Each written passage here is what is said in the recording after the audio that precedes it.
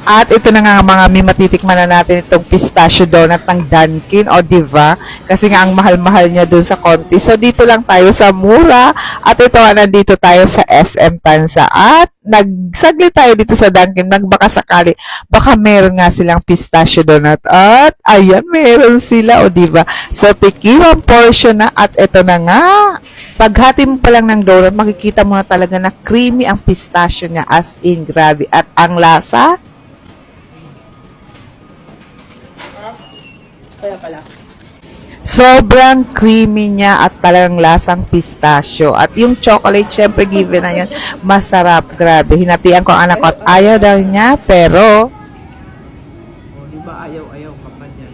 Ayaw-ayaw ka eh. O. Sarap.